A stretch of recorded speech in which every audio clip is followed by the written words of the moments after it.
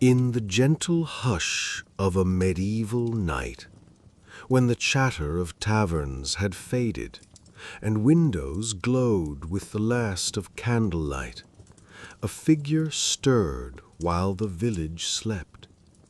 He carried no sword, wore no armor, and yet his work protected the village in ways no warrior ever could.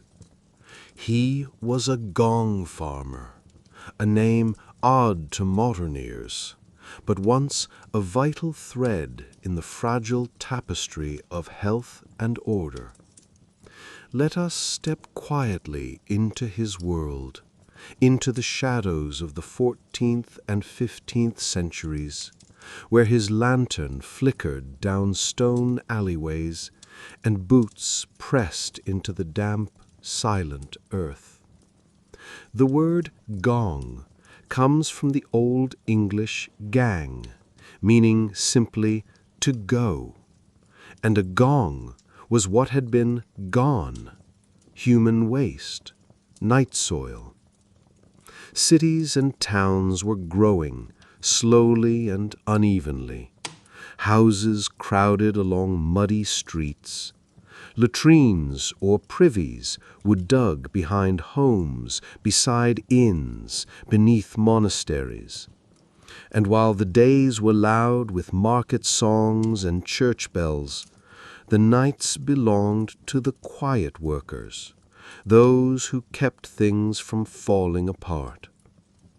Gong farmers had one job: to empty the cesspits beneath these latrines, where waste had gathered over weeks, months, or sometimes even years. By law, the job was done at night, to spare the public the sight and the smell. They carried long-handled shovels, buckets of iron or wood, and thick leather gloves, when they could afford them.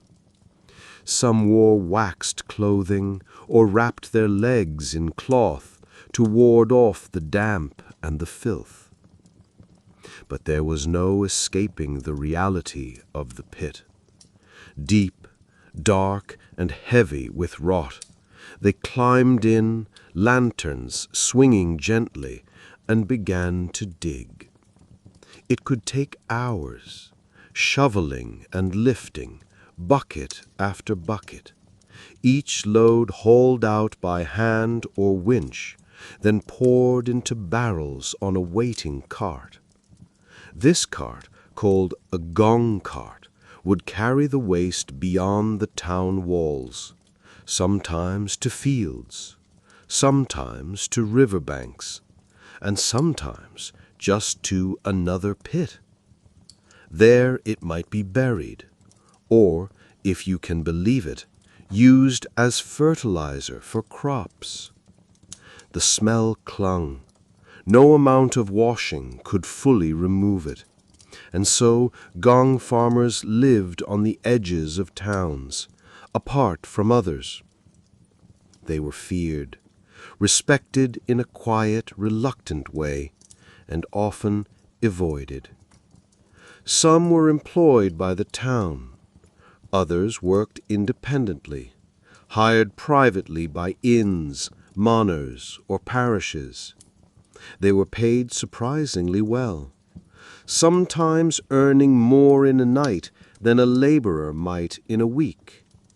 But the price was steep: social isolation, health risks, and a short life.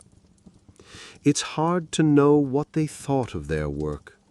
No diaries remain, no letters, only the records of town councils, mentioning cesspits that needed clearing, and complaints when a gong farmer failed to arrive. Yet still they came, night after night, guided by routine or duty or necessity. In London there were rules. A gong farmer could not empty a pit during the day. He could not spill his load in the street. He could not store the barrels overnight near homes or wells.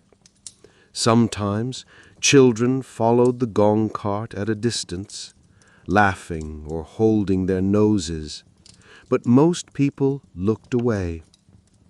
And still the gong farmer continued.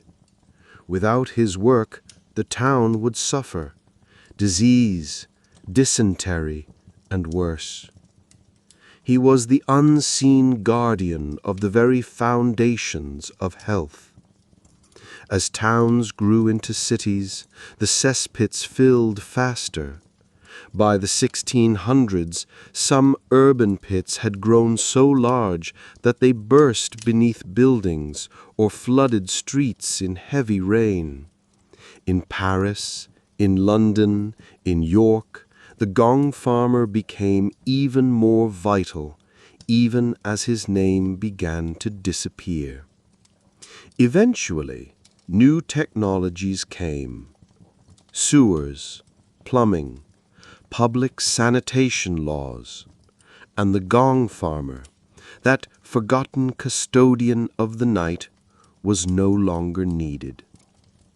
No statue marks his memory, no stained glass window bears his likeness.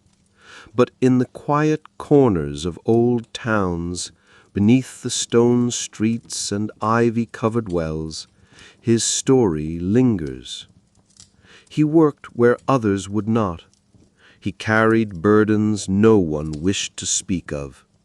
And still he came, not for glory, but for the quiet dignity of a job that had to be done. And in that, perhaps he deserves to be remembered. Even now, as we drift gently into sleep, perhaps we can find comfort in knowing that every great city stood not only on stone and wealth, but on the backs of the forgotten who cleaned it quietly while the rest of the world dreamed.